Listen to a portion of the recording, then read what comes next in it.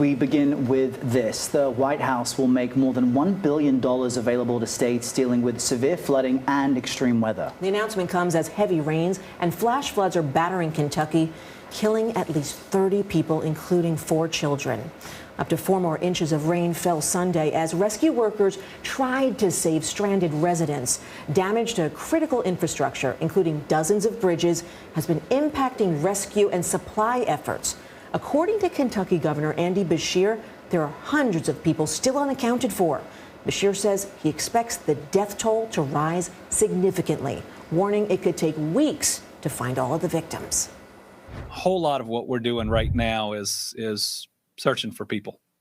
You know, as I was in Knott County, we went by a group that's out looking for bodies and had one of the dogs out.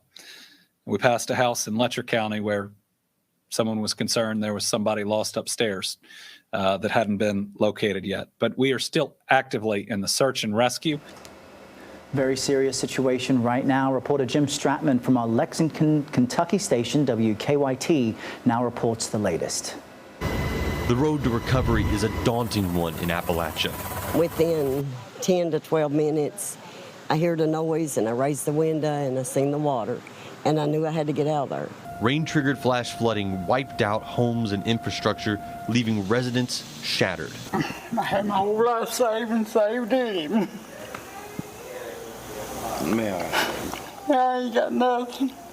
Governor Andy Beshear expects the number of deaths to rise in the coming days after nearly a foot of rain fell on parts of eastern Kentucky.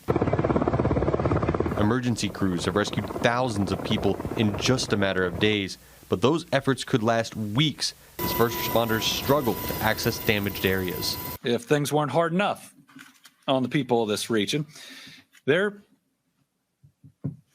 getting rain right now. There is severe storm potential today in all of the impacted areas. That is just not right. For those who lost everything, the rebuilding process is only just beginning. I don't know where to start, what to do, where to go. Just a lot for, I guess, people around here to take in. It's worse than anything that we've ever seen. And it's not the first catastrophic event the state has seen in the last year.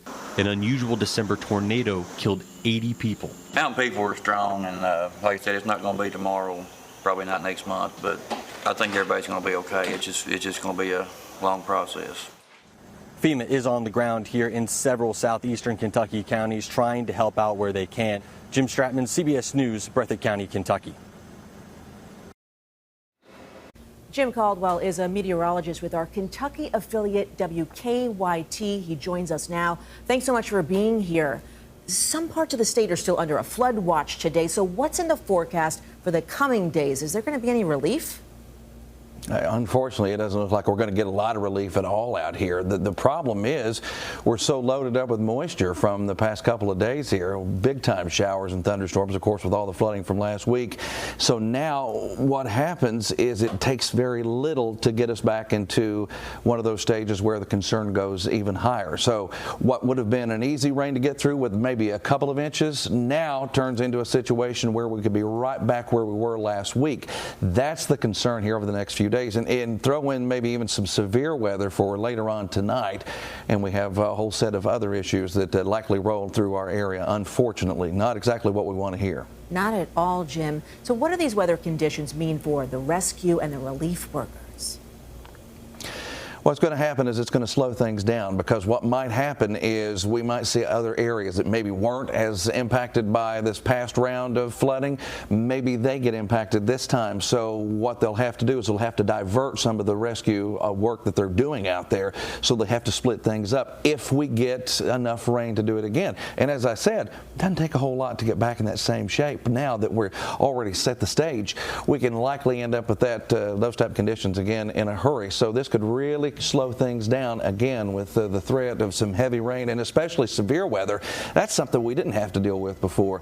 But this go around, maybe some of those strong storms could bring down even more power lines because the ground is waterlogged. The wind could be strong. Those trees and power lines could easily topple over, and that's a brand new set of issues for us. And certainly no one needs any more issues over there. Our hearts go out to so many people there. And Jim, historically though, how bad is this? Can you put it in context with other storms? I absolutely can. This is what you call a 1,000-year flood. It's one of those situations where it is so bad in such a hurry in such a vast area that you can't compare it to other flood events that have happened in this area. This is a tremendous deal for the modern era because a lot of flood projects, whether it be the dams, whether it be cut-through projects where people have literally, engineers have rerouted rivers, all of these things have taken place, and we're still seeing this kind of flooding in those areas. It's incredible. So it outran or outpaced even some of the flood projects they put in place to prevent this from happening. That's what's happened out there. That's how historic this is. I mean, you can go back to the 50s, you can go back to the 70s here around this area and have widespread flooding, but this was near the top with this go around.